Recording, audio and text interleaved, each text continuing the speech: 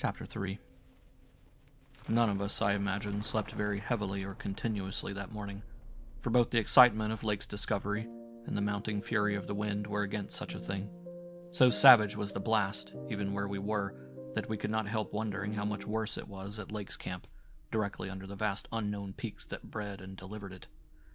McTeague was awake at 10 o'clock and tried to get Lake on the wireless as agreed, but some electrical condition in the disturbed air to the westward seemed to prevent communication.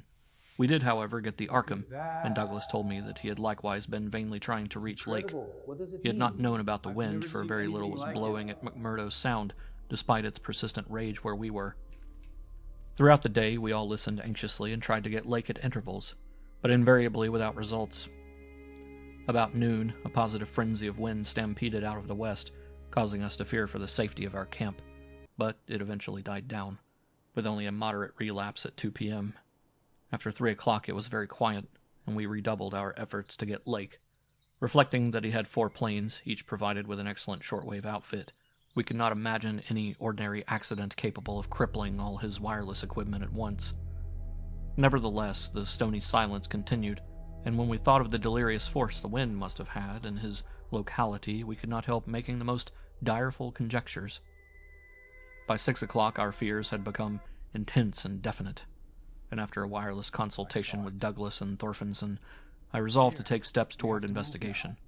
The 5th aeroplane, which we had left at the McMurdo Sound supply cache with Sherman and 2 sailors, was in good shape and ready for instant use, and it seemed that the very emergency for which it had been saved was now upon us. I got Sherman by wireless and ordered him to join me with the plane and the 2 sailors at the southern base as quickly as possible, the air conditions being apparently highly favorable. We then talked over the personnel of the coming investigation party, and decided that we would include all hands, together with the sledge and dogs which I had kept with me. Even so great a load would not be too much for one of the huge planes built to our special orders for heavy machinery transportation. At intervals I still tried to reach Lake with the wireless, but all to no purpose. Sherman, with the sailors Gunnarsson and Larson, took off at 7:30 and reported a quiet flight from several points on the wing. They arrived at our base at midnight, and all hands at once discussed the next move. It was risky business sailing over the Antarctic in a single aeroplane without any line of bases, but no one drew back from what seemed like the plainest necessity. We turned in at 2 o'clock for a brief rest after some preliminary loading of the plane, but were up again in 4 hours to finish the loading and packing. I've never seen anything like it. At 7:15, January 25th, we started flying northwestward under McTeague's pilotage with 10 men, 7 dogs, a sledge, a fuel and food supply, and other items including the plane's wireless outfit. The atmosphere was clear, fairly quiet, and relatively mild in temperature, and we anticipated very little trouble in reaching the latitude and longitude designated by Lake as the site of his camp. Our apprehensions were over what we might find or fail to find at the end of our journey, for silence continued to answer all calls dispatched to the camp. Every incident of that 4.5-hour flight is burned into my recollection because of its crucial position in my life. It marked my loss, at the age of 54, of all that peace and balance which the normal mind possesses through its accustomed conception of external nature and nature's laws. Thenceforth, the 10 of us, but the student Danforth and myself above all others, were to face a hideously amplified world of lurking horrors which nothing can erase from our emotions, and which we would refrain from sharing with mankind in general if we could. The newspapers have printed the bulletins we sent from the moving plane, telling of our non-stop course, our 2 battles with treacherous upper air gales, our glimpse of the broken surface where Lake had sunk his mid-journey shaft 3 days before, and our sight of a group of those strange fluffy snow cylinders noted by Amundsen and Bird as rolling in the wind across the endless leagues of frozen plateau. There came a point, though, when our sensations could not be conveyed in any words the press would understand, and a later point when we had to adopt an actual rule of strict censorship. The sailor Larson was first to spy the jagged line of witch-like cones and pinnacles ahead, and his shouts sent everyone to the windows of the great cabined plane. Despite our speed, they were very slow in gaining prominence, hence we knew that they must be infinitely far off, and visible only because of their abnormal height. Little by little, however, they rose grimly into the western sky, allowing us to distinguish various bare, bleak, blackish summits, and to catch the curious sense of fantasy which they inspired, as seen in the reddish Antarctic light against the provocative background of iridescent ice dust clouds. In the whole spectacle, there was a persistent, pervasive hint of stupendous secrecy and potential revelation, as if these stark nightmare spires marked the pylons of a frightful gateway into forbidden spheres of dream and complex gulfs of remote time, space, and ultra-dimensionality. I could not help feeling that they were evil things, mountains of madness whose farther slopes looked out over some accursed ultimate abyss. That seething, half-luminous cloud background held ineffable suggestions of a vague, ethereal beyondness, far more than terrestrially spatial, and gave appalling reminders of the utter remoteness, separateness, desolation, and eon-long death of this untrodden and unfathomed austral world.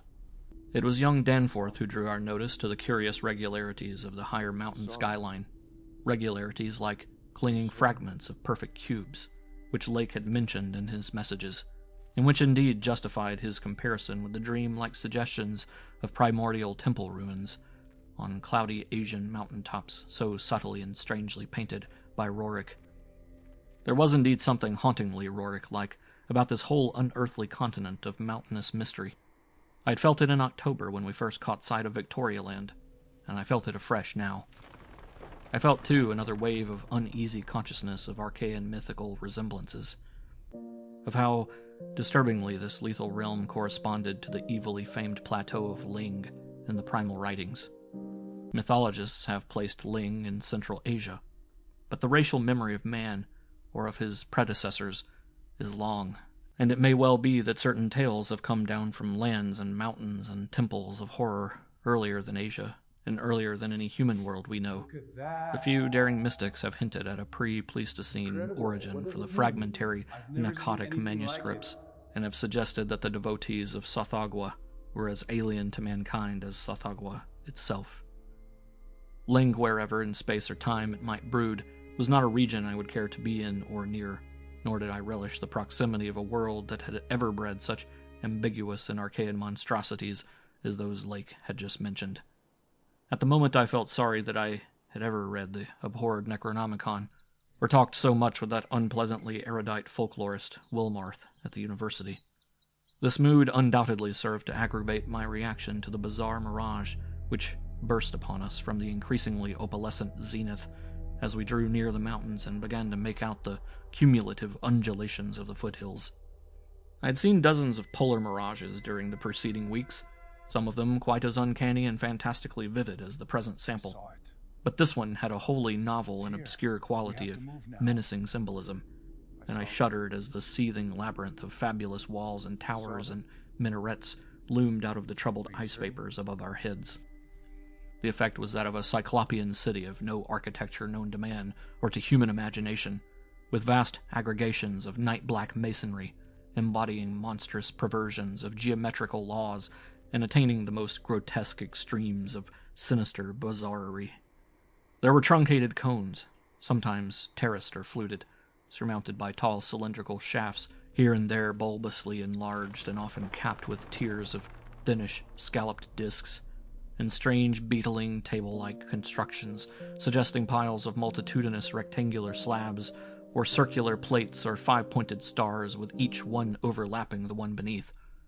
There were composite cones and pyramids, either alone or surmounting cylinders or cubes, or flatter truncated cones and pyramids, and occasional needle-like spires and curious clusters of five. All of these febrile structures seemed knit together by tubular bridges crossing from one to the other at various dizzy heights. And the implied scale of the whole was terrifying and oppressive in its sheer giganticism. The general type of mirage was not unlike some of the wilder forms observed and drawn by the Arctic whaler Scoresby in 1820, but at this time and place with those dark, unknown mountain peaks soaring stupendously ahead, that anomalous elder world discovery in our minds, and the pall of probable disaster enveloping the greater part of our expedition, we all seemed to find it in a taint of latent malignity and infinitely evil portent. I was glad when the mirage began to break up, though in the process the various nightmare turrets and cones assumed distorted temporary forms of even vaster hideousness. As the whole illusion dissolved to churning opalescence, We began to look earthward again, and saw that our journey's end was not far off. The unknown mountains ahead rose dizzyingly up like a fearsome rampart of giants, their curious regularities showing with startling clearness even without a field glass.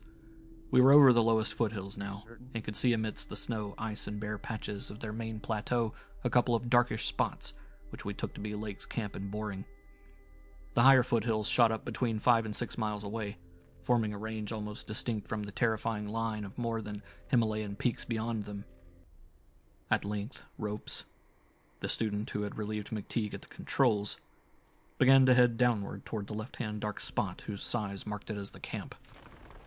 As he did so, McTeague sent out the last uncensored wireless message the world was to receive from our expedition. Everyone, of course, has read the brief and unsatisfying bulletins of the rest of our Antarctic sojourn. Some hours after our landing, we sent a guarded report of the tragedy we found, and reluctantly announced the wiping out of the whole lake party by the frightful wind of the preceding day, or of the night before that. 11 known dead, young Gedney missing. People pardoned our hazy lack of details through realization of the shock the sad event must have caused us, and believed us when we explained that the mangling action of the wind had rendered all 11 bodies unsuitable for transportation outside. Indeed, I flatter myself that even in the midst of our distress, utter bewilderment, and soul-clutching horror, we scarcely went beyond the truth in any specific instance.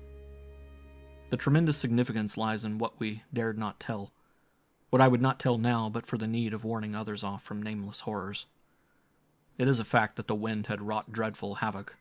Whether all could have lived through it, even without the other thing, is gravely open to doubt. The storm, with its fury of madly driven ice particles, must have been beyond anything our expedition had encountered before.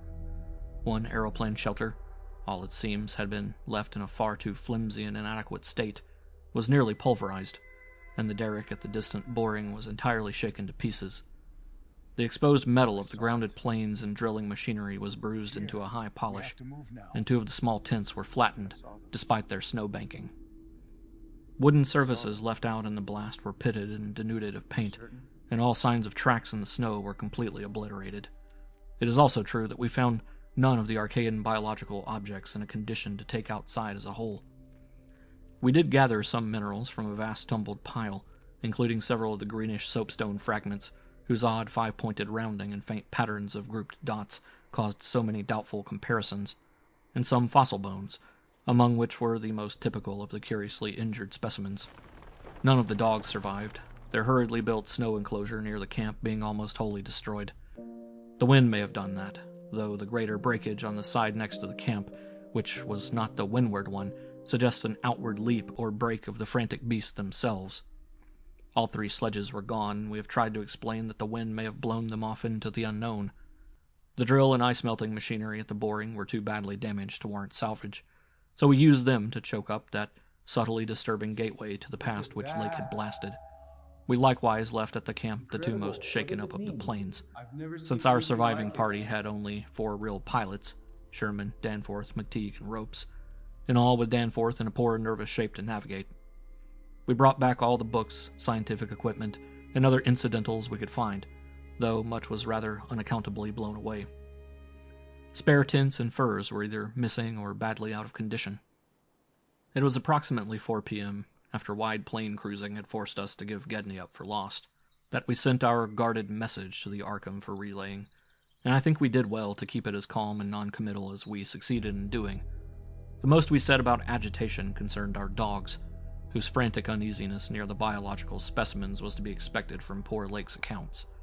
We did not mention, I think, their display of the same uneasiness when sniffing around the queer greenish soapstones, and certain other objects in the disordered region, objects including scientific instruments, aeroplanes, and machinery both at the camp and at the boring, whose parts had been loosened, moved, or otherwise tampered with by winds that must have harbored singular curiosity and investigativeness.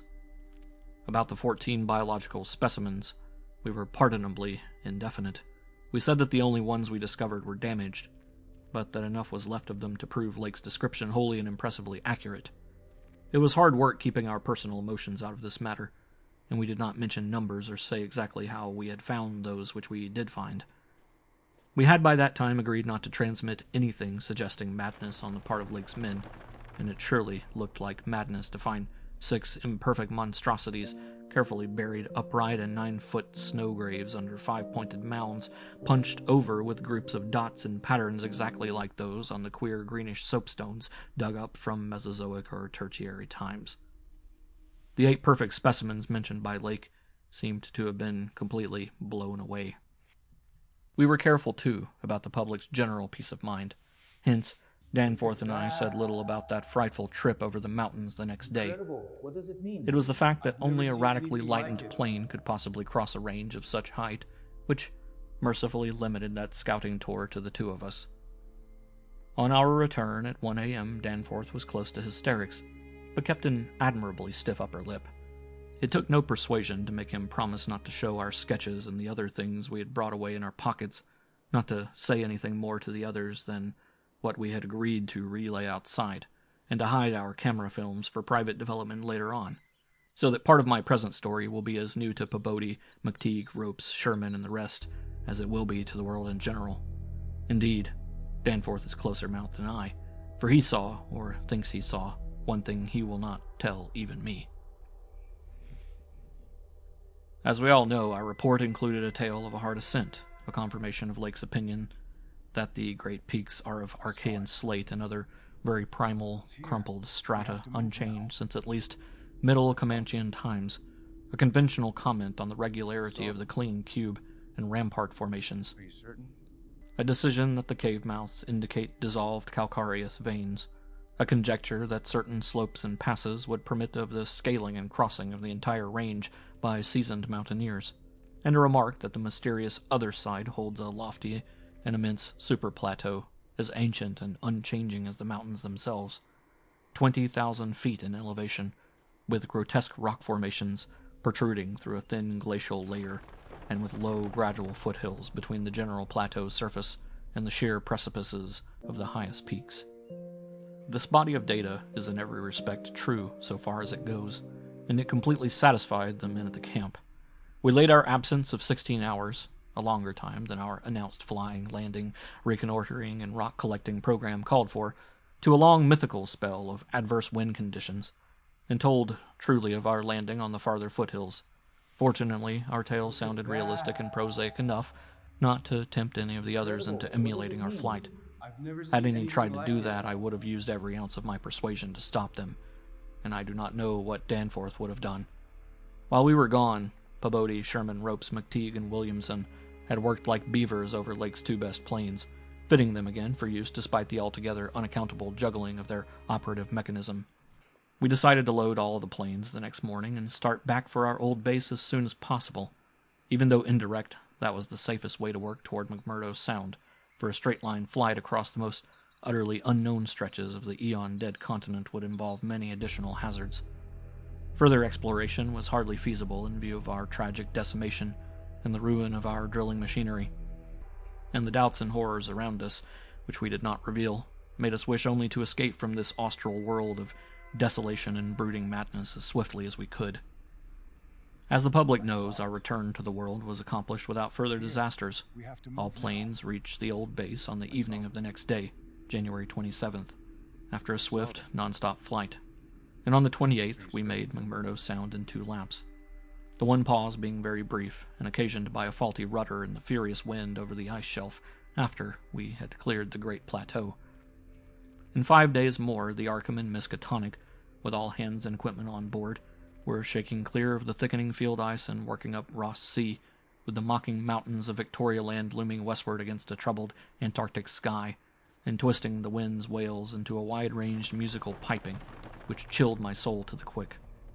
Less than a fortnight later, we left the last hint of polar land behind us, and thanked heaven that we were clear of a haunted, accursed realm, where life and death, space and time, have made black and blasphemous alliances in the unknown epochs, since matter first writhed and swam on the planet's scarce cooled crust.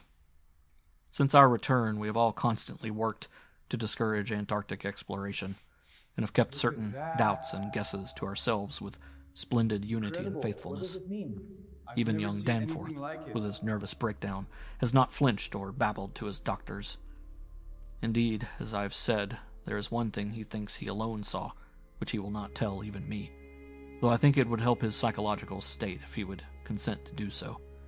It might explain and relieve much, though perhaps the thing was no more than the delusive aftermath of an earlier shock. That is the impression I gather after those rare, irresponsible moments when he whispers disjointed things to me, things which he repudiates vehemently as soon as he gets a grip on himself again. It will be hard work deterring others from the Great White South, and some of our efforts may directly harm our cause by drawing inquiring notice. We might have known from the first that human curiosity is undying, and that the results we announced would be enough to spur others ahead on the same age-long pursuit of the unknown.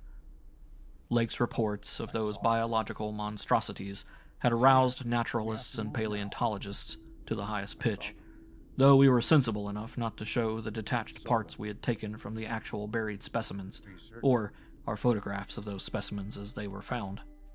We also refrained from showing the more puzzling of the scarred bones and greenish soapstones, while Danforth and I have closely guarded the pictures we took or drew on the super plateau across the range, and the crumpled things we smoothed, studied in terror, and brought away in our pockets. But now that Starkweather Moore party is organizing, and with a thoroughness far beyond anything our outfit attempted. If not dissuaded, they will get to the innermost nucleus of the Antarctic and melt and bore till they bring up that which may end the world we know. So I must break through all reticences at last, even about that ultimate, nameless thing beyond the mountains of madness. End of chapter 3.